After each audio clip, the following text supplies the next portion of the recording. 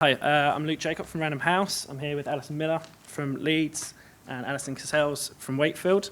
Just thought I'd give you a bit of a background to our project. So we discussed together whether or not we could actually do a project which encompassed both of the libraries. But what we decided to go with was actually two separate strands, primarily because both of the libraries were coming to this project from different standpoints. So Wakefield currently only really had a presence through its corporate website, and that was only sort of information about the location and the opening times and stuff, and had no real social media presence at all. Whereas Leeds were approaching it more from the avenue that they had already established a Facebook and a Twitter community that they're working on, and they also had access to several blogs as well that they were currently using. So for Wakefield, the sort of aim of the project was really to how can we start up some sort of social presence for the library, but also determining which was the right course to take. We definitely didn't want to jump into too many social avenues to start off with, and we wanted to pick the right one for the audience that was currently with the library.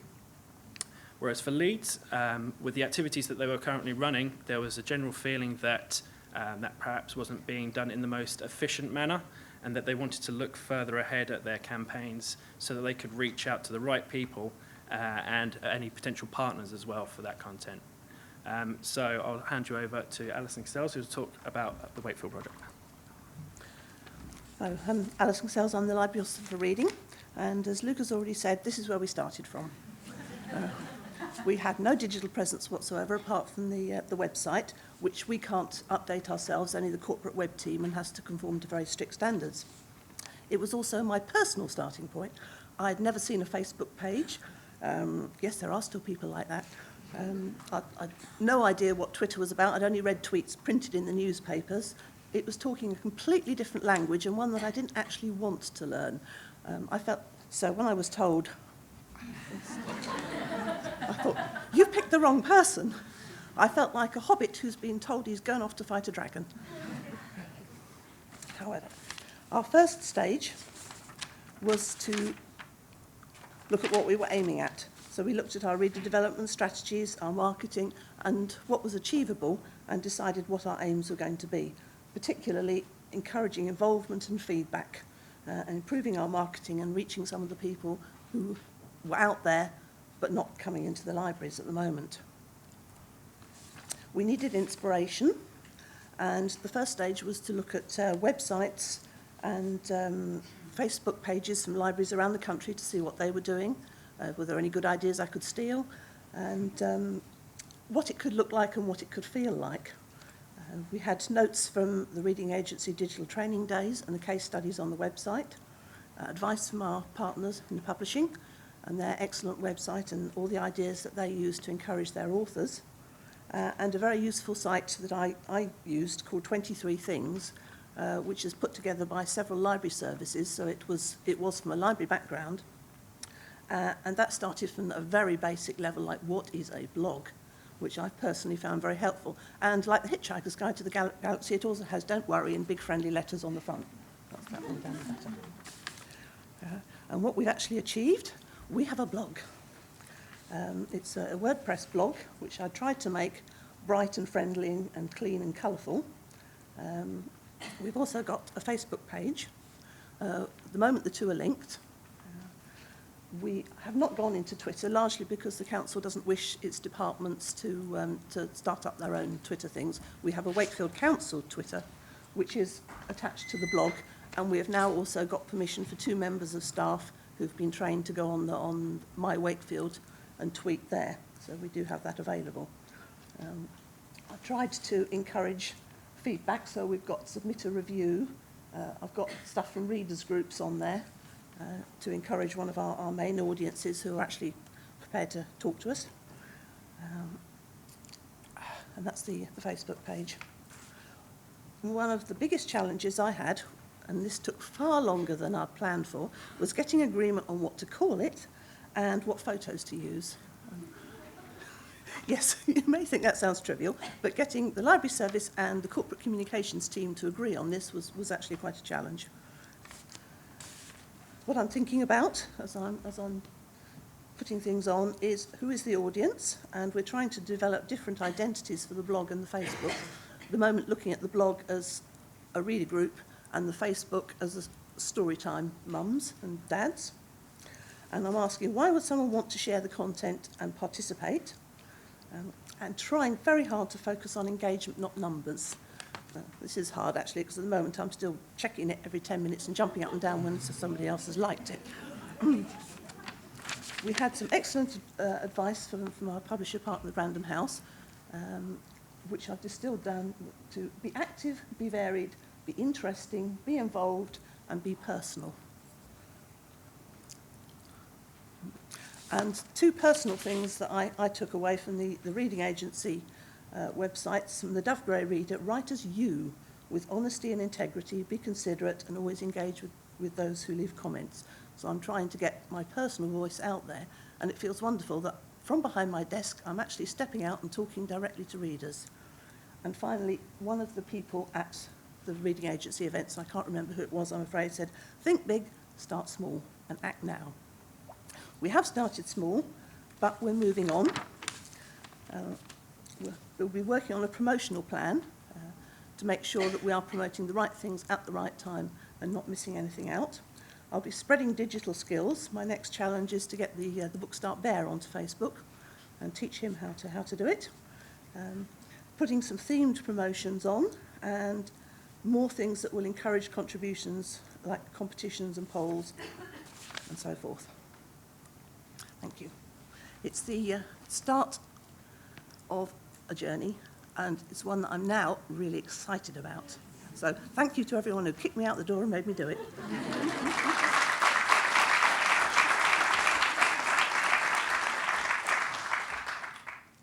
Hello, I'm Alison. I'm the Reader Development Librarian for Leeds.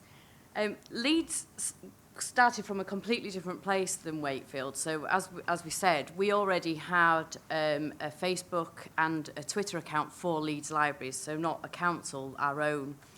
And those are used for our customers to interact with us on a daily basis. So those are those.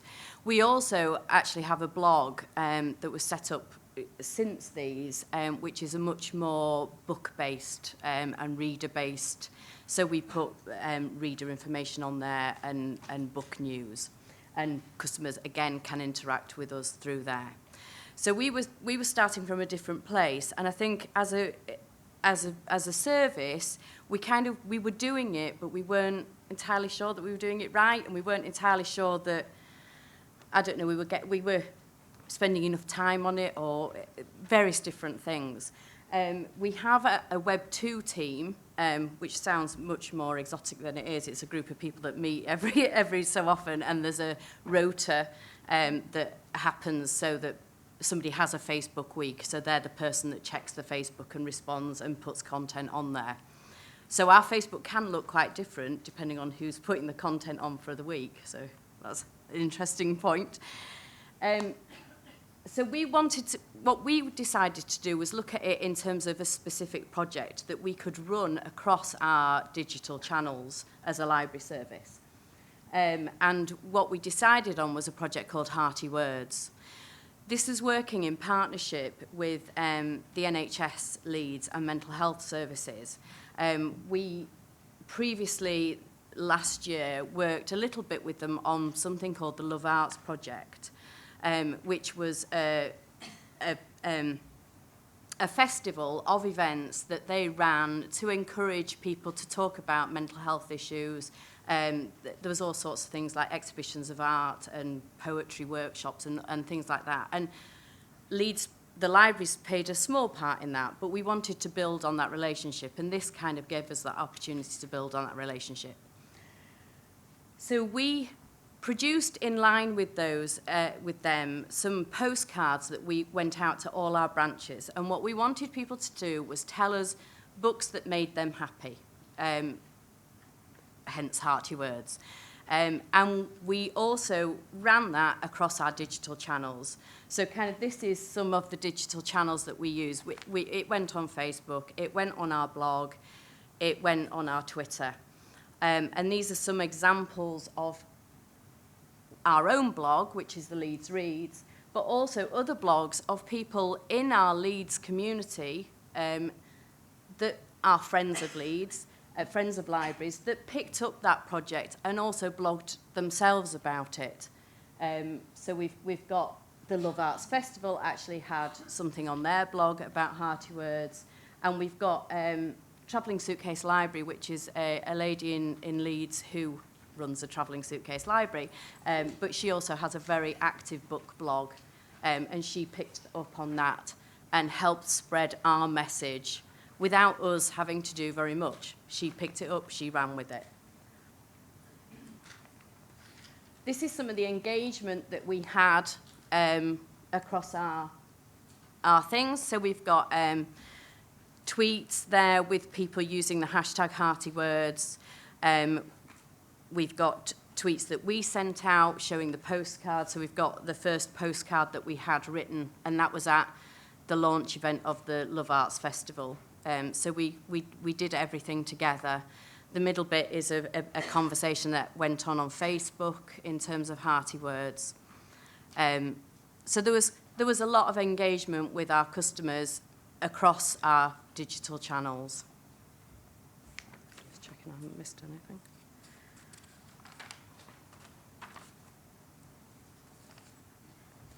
Okay, so obviously, like everybody else, although we were already there, I think we've learned a lot from doing this project. One of them, the most important one, is the importance of a digital plan, that we are getting more sophisticated, hopefully, as a service, that we are now looking further ahead. With the help of Random House, who obviously they do a lot through Twitter, Facebook, that kind of planning into a marketing campaign. How do you get your message across? What's the right way to get that message across? And I think we will be looking much closer at how we build our digital presence in, rather than it being kind of almost secondary, that it was like, oh, that's going on, we better put it on Facebook. We should really know that already and be planning that in way in advance so we know it's going to happen. And also, I think from that, not blanket putting everything across all our digital media. Is Twitter the right place to put everything, or do we use different channels for different things? The voice of our communications, I think probably everybody in the room knows that this problem is that we have corporate IT that tells us how things should sound, and then we have the friendly voice of libraries, and sometimes those two things are quite hard to marry. And then know who your digital partners are, and that's kind of going back to the people that will pick up your message and run with it without you really doing anything. And again, that will be part of our digital plan. Depending on what we're working on, will depend on who we kind of target to get that message out for us. And again, working with those frustrating things within the council, it's always difficult. We kind of had a bit of a glitch in the middle of this project in that our blog and Twitter suddenly didn't support Windows XP platform anymore, and my PC is a Windows XP PC, and suddenly I couldn't do anything. So things like that come along and are challenges along the way. Okay, and that's it. That's